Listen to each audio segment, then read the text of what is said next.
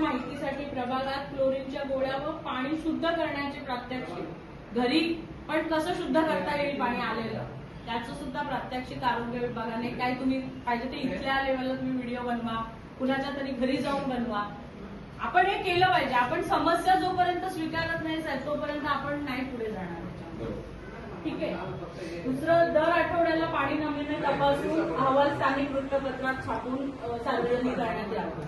तिसरं आहे 19/7/2026 रोजीचा पेण शहर पाणी म्हणजे जो अहवाल मी मागवला होता त्यानुसार तर ती FIR दाखल करायची आम्ही मागणी केलेली आहे तुमच्यावर. तुम्ही आम्हाला एवढं घाण पाणी देऊन आमच्या आरोग्याला धोका निर्माण करताय जीवाला. तो पोलिसांचा प्रश्न आहे, तुमचा नाही. खोटी माहिती जी देण्यात आली. आज आपण बोलतोय की 149 कोटीची योजना प्रलंबित आहे, प्रस्तावित आहे, तिला मंजुरी नाहीये आणि नाहीये मंजूर.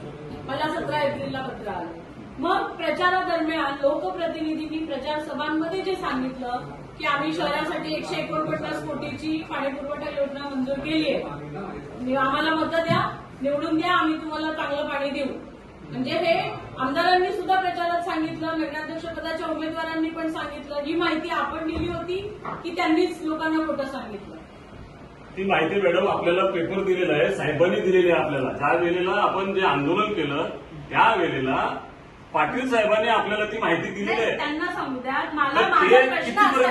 माझा प्रश्न असा आहे की लोकप्रतिनिधींनी हा प्रचार केला, आता ही मंजुरी मिळाली की नाही हे तुम्ही सांगितलं असणार त्यांना. लक्षात आलं? मग ती खोटी माहिती नगर परिषदेने त्यांना दिली होती की मंजुरी मिळाली साहेब आपल्याला आपण करतोय, की त्यांनी स्वतःहून लोकांशी खोटं बोलले, खोटा प्रचार केला? म्हणजे ह्याचं उत्तर आम्हाला अधिकृत द्या. तुम्ही नसेल गेली तर नाही म्हणा की आम्ही अशी त्यांना खोटी माहिती तोंडी देऊ की मॅडम लेखीमध्ये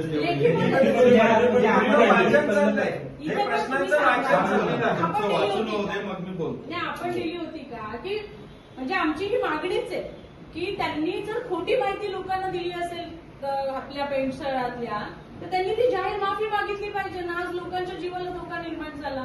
त्यापेक्षा आम्ही तेव्हापासूनच सुरुवात केली असती आंदोलनाला पाठपुराव्याला. आम्हालाही वाटलं की मंजूर झालेली योजना आज न उद्या काम होईलच. ते खोटी माहिती आहे नाही, असं नाही करायला पाहिजे.